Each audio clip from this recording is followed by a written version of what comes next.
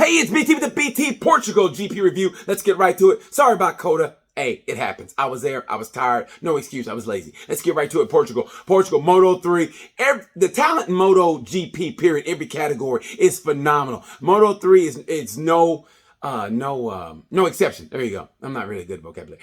With no exception.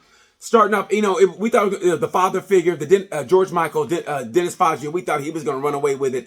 But Sergio Garcia is putting a dent in those planes. It's going to come down, and I think in every category, it's going to come down to Valencia, and you can't, that's what you want. You want to come down to Valencia. So I really think that Moto3 is going to come down to Valencia, and like I said before, I think that move that Sergio Garcia did on Dennis Foggia in Argentina, where I've never seen that move done before on that track where he did it.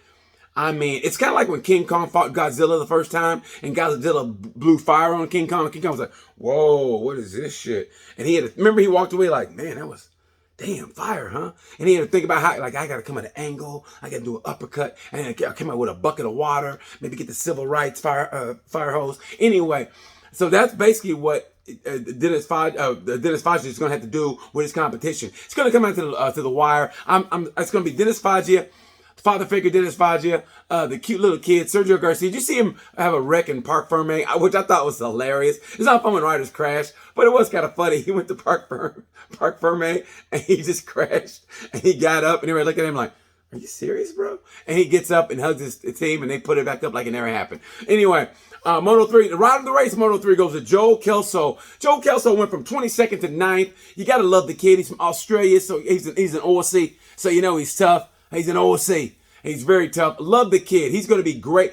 I think another year in Moto3, and he's going to be fighting for the championship. I really think so. Heartbreak goes to Dennis Foggia. Foggia, I thought he was going to come back and at least get a top 5, but no. It's going to be a long season. So let's get to Moto2. What happened to Moto2 was terrible.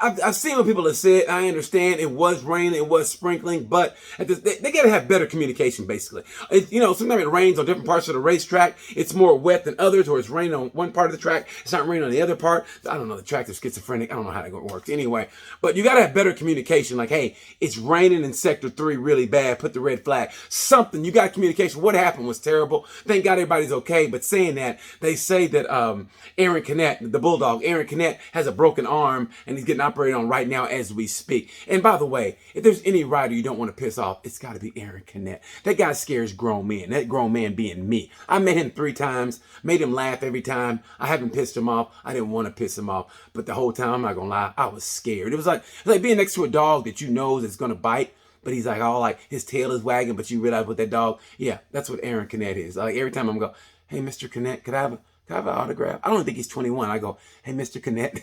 That's how scared I am of that motherfucker. Anyway, yeah, that was terrible. And by the way, if you're a race direction, do you really want Aaron Canet knocking on your door like, hey, there's a guy with neck tattoos who wants to talk to you?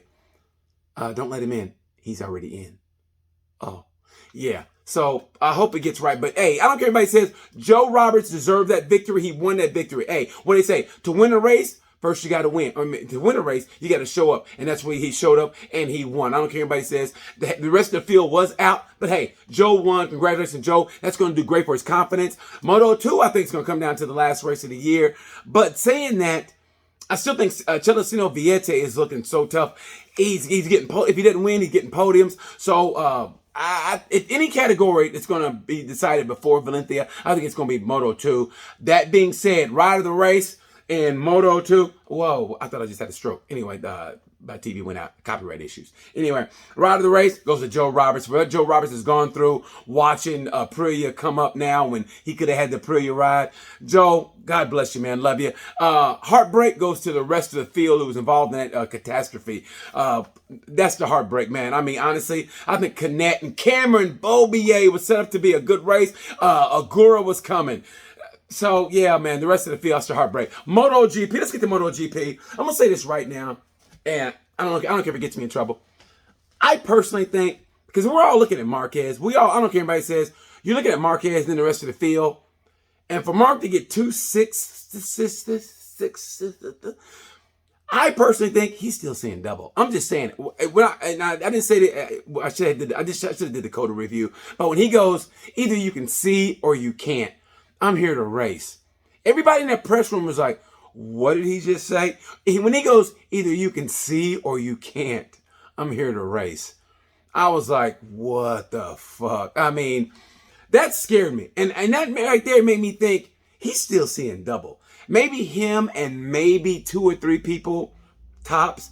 But I think he's seeing, I think he's, if not all the way double, he's seeing 1.5 people. He's like, kind of like buzz driving. You ever been, I know it sounds bad, but you ever been like halfway drunk or you're buzzed and you kind of like, whoa, like you got to take your steps kind of gingerly. Like you're not drunk, but you can get pulled over. I think he's going through corners like, okay, when I hit the rumble strips, I know I've gone too far. I really think he is, man, because Mark has gotten 2.6. He barely beat his brother. And I know he's coming to terms with the bike is new and everything else, but I just think he's not quite right. You know, they hold him back on the warm-up practices and P4. They hold him back. They're not letting Marquez be Marquez. So I don't think he's quite right. Nobody's saying it. But that's just me going on a limb and saying that. But that being said, Mark is still in 11th place in the standings, and he missed 2 races. He's actually tied for 9th, but he's in 11th place, but he's tied for 9th. He and Jack Miller have the same amount of points, and Jack Miller has been to every race. That tells you what the championship is like and how great Marquez is. And I don't know about you guys, I'm sick of them saying, hey, wait till we get to Europe. You know, man, I'm sick of you shitting on other tracks. I get it. Europe's better. We get it. In Portugal, with those big ass rocks, those big ass boulders. Remember when Pecco Bagnaia came back to the paddock and he goes, "Look at this shit." And he had like a handful of rocks. Remember, like you're in first grade. Look, mommy, that's what he came back with. It showed you how big the rocks are in the runoff section. Listen, the championship is up for grabs, but at the same time, man, I'm sick of hearing how great Europe's tracks are, and they are really great. I've been to a lot of European tracks, not to sound douchey, but I have. And they are really nice. But still, we don't want to hear that shit. That being said, they're going to Jerez this week. And I think that's going to be the telltale sign to see how far Marquez is or where he's at. Because Jerez is the track. And we'll see. But I still think Mark is going like, okay, I'm hoping for the best. Rumble strips, I've gone too far. And I think that's what's happening. That's just me saying that. That being said, I thought it was a great race. And I don't know about you guys, but personally, here's what I'm sick of. When it's a good race, okay, now Fabio checked out. Matter of fact, Fabio was in FP3 in Jerez already while they were racing.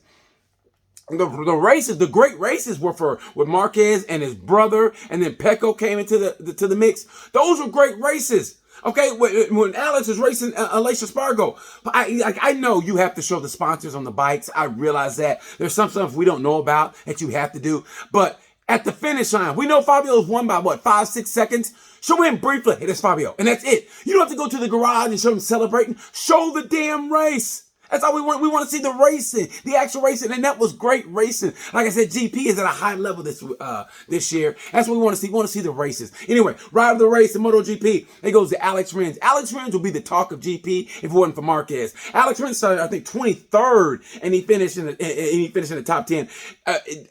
Honorable mention goes to Pecco Bagnaia. Pecco Bagnaia started 24th and finished 8th. He was on Marquez's ass. So, Pecco Bagnaia, honorable mention, but you got to get to Alex Rins. Alex Rins is that player. I don't know if you've ever played football before, and those players that don't want to hit, we call them defensive backs. They don't want to hit, but they look all pretty, and they show up at the tackle like about a half step too late, and they always go, oh, man. And that's what Alex Rins. Alex Rins gets a great start, and he comes on toward the end, but he doesn't really deliver with a win. And that's what Alex Rins is like, oh, man. And that's what he is. So he's having a great year. But I think if I were in your fantasy league, I would pick Alex Rins to win or get a podium. Rins looking great. If he qualifies on the top 2 rows, I think that shit is done. A heartbreak goes to Johan Mir. Mir, hey, it wasn't his fault, but he and Jack Miller, but of all people to wreck him, it had to be Jack Miller. I mean, that's how it is. But I think it's a great robbery. And Miller, man, how great is that? He went and shook his hand, went to the garage, but he's Aussie. They're not going to fight him. I don't think Mir wants any part of Miller. I like Jack, but when I see him at the after parties, I try to stay clear of him. If I saw Jack Miller and Aaron Cadet at the same party, I'm leaving that goddamn party. I'm going to church. Anyway, I thought it was a great GP. It's a great season. I think when Mark gets right, it's going to be interesting. But hey, I'm not giving up credit to Fabio. Fabio is showing he has that mentality of a winner. He wants to get championship number 2. He pushed on a bike that's a jalopy.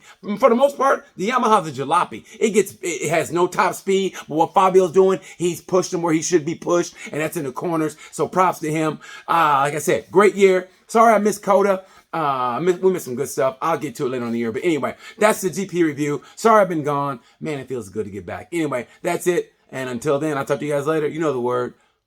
Peace.